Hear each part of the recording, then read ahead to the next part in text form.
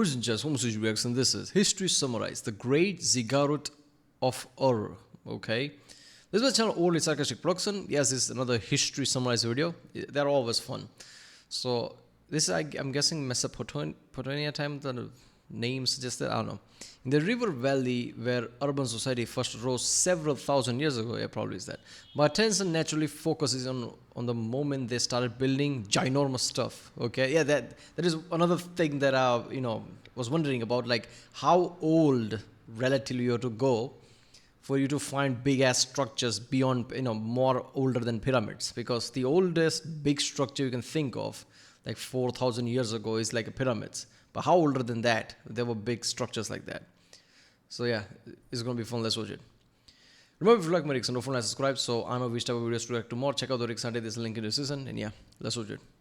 Does a culture interact with its gods? This is a deceptively simple question that has sparked thousands of philosophies, firestorms, and a fair few holy wars over the millennia. The answer is not consistent between or even within cultures, but everybody has their own idea for what role a god or gods should play in the mortal world. Whether that's on an imperceptibly vast scale or deeply ingrained in day-to-day life, whether that god has a wide theological purview or is focused on being the singular patron for a select group of people. There's an uncountably infinite variety to the experiences people have with the concept of divinity. But surely there must have been a time when this question had a simple answer, right? Before the global exchange of culture presented us with hundreds of misaligned or outright incompatible concepts for our place in the world and potential worlds beyond, maybe if we wind the clock back to the earliest days of organized civilization, when the first cities rose above the floodplains of Mesopotamia, we might find a simpler time with a clearer answer. But that, dear viewer, is also a deceptively simple notion, because if you've poked your head around the beautiful mess of a tapestry that is human history, you'll know that is not at all how these things go. So bearing in mind that we can never find the answer to how cultures FaceTime their gods, we can look into the Sumerian Bronze Age to perhaps arrive at an answer. And that line of questioning takes us to the grandest physical remnant of their religion, the Ziggurat, a massive temple composed of layered terraces rising to a single point and towering over everything else in the city. The name comes from the Akkadian word for pinnacle or high place and looks like a man-made mountain sprung right out of a dense urban environment. Now, the historical development of these buildings was a roughly 3,000-year process reaching back from the earliest cities in human history and later becoming a key architectural presence across Mesopotamia. But to keep us focused, we're going to zoom into the greatest surviving ziggurat at the city of Ur. So,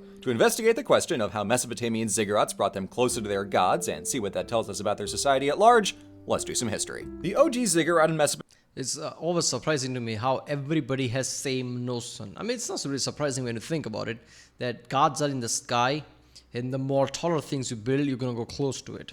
Like if you didn't know anything, any scientific knowledge that everybody basically have, you'd see the sky, you wouldn't necessarily know how tall that is, right? There are people, I remember that, scaling really top mountains, literally thought they might touch the sky, right? There are accounts of that in very old times, I guess. But yeah, so, it's not surprising people that if you, build a tall structure, you're closer to God. And it's, I think, better version of that, I don't know, better way of explaining that is people just think that they just build tall structure because they would touch the sky or something, but that wasn't completely true. It's mostly like it's more closer to God than where we live, I guess, something like that. So whatever we do on the ground, whatever good bad things, that don't matter at this place because this is more closer to God. That was a mentality, not just to touch the sky or be near the God or something like that. It's a different plane. It's a different plane for worship, that kind of thing.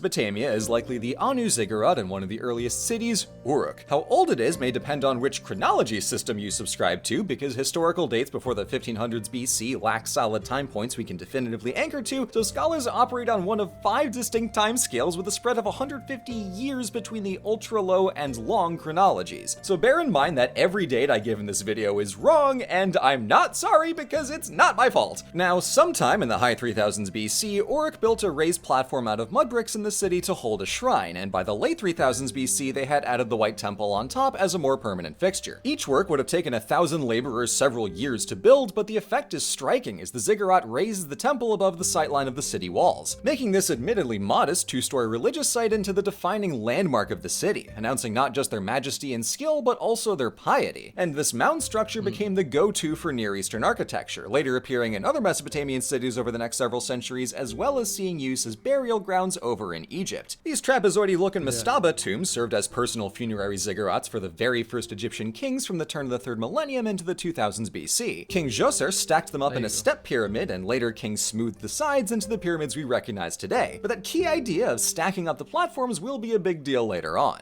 Back in Mesopotamia, these ziggurats weren't reserved for dead royals, but instead served as a sanctuary for a patron deity's statue, and thus was their earthly dwelling. And not just anybody can roll up to a divine residence, so the shrine atop a ziggurat was largely reserved for royalty and the high priesthood. These were not spaces of public worship that people gathered on, rather people conglomerated below in the area and courtyards surrounding the ziggurat for big festivals or holy days. No randos on the big bricky trapezoid. Now, after a millennium of early ziggurat building in Mesopotamia, the architecture gets serious during the Third Dynasty of Ur with far more. Yeah, so the whole idea of everybody has their place in society and only select can be, be there to, I don't know, worship God or something.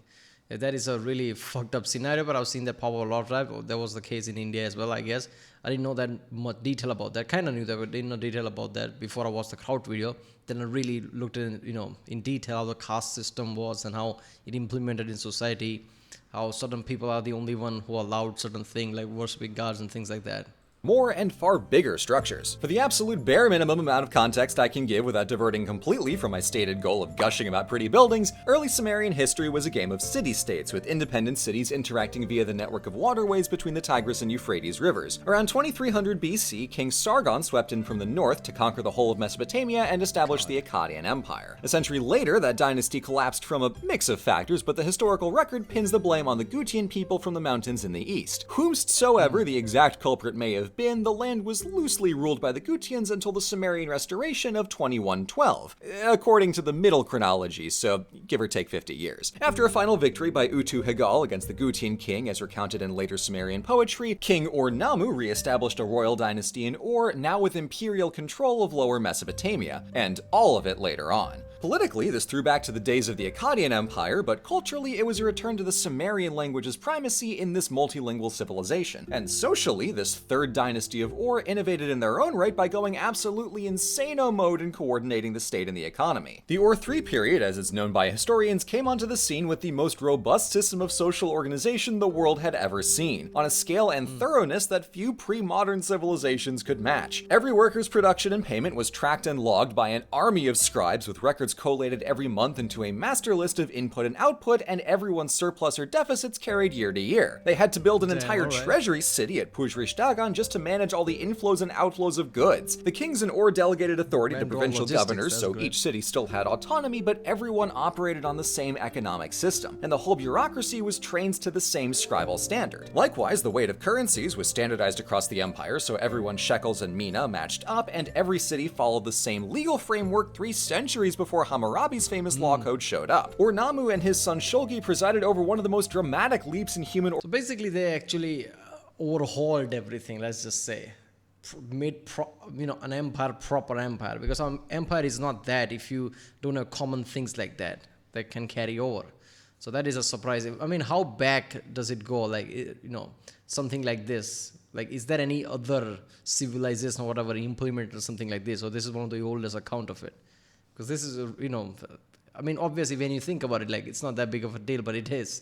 Because we're talking about like what, really old times, right? Few thousand BC or something.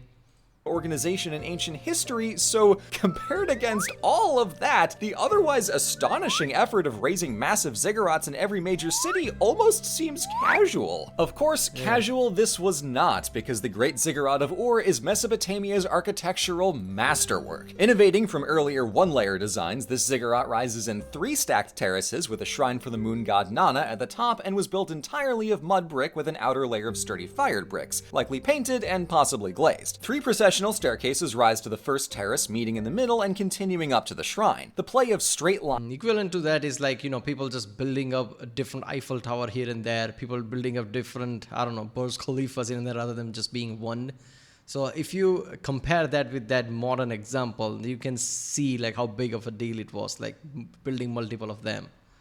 Lines and diagonals let the structure feel massive while also conveying a clear upward movement with a literal arrow pointing up. The builders also used an optical trick called entasis, where every major surface on the ziggurat is slightly curved outward to sell the image of sturdiness. This was most famously used 1500 years later in the Athenian Parthenon, but Sumer got to it first. And finally, there's a pleasing balance between the rigid geometric buttressing in the brickwork and the natural greenery adorning each terrace. The combined effect is a structure that unifies the divine scale with the human scale. It's a full-on mountain inside of a city that elevates the sacred space above the rest of the world, but it's perfectly traversable, bringing a king or high priest up to a convergence point with divinity. The terraces taper upward to the very top where the priesthood and royals ascend, making their interaction with the gods the focal point of the whole structure and, by extension, the whole city. Now, various theories abound for what exactly happened in the shrine, but one especially saucy notion recounted by Herodotus claims it held a sacred bedchamber for a divine marriage ceremony between the deity and the city, enthusiastically larped by their metaphorical stand-ins, the high priestess and the king. Is that true? Well, it is Herodotus, but there is also a basis for it, and if we clean up that image a little bit, it points us towards a very personal relationship between the living semi-divine king and the deities above, facilitated by a monumental building effort and a powerful theocratic administration. Rising above the flat floodplains of Mesopotamia, a ziggurat like the one at Ur announces the city's presence and the living greatness of the king across vast distances. It's a truly spectacular feat and a testament to the organizational power of Ur-3 in addition to their artistic chops. Though the dynasty of Ur-Nammu and his son Shulgi wouldn't stay in charge of Mesopotamia for more than a century, this architecture so emblematic of their reign continued to shape the Sumerian religious experience. So,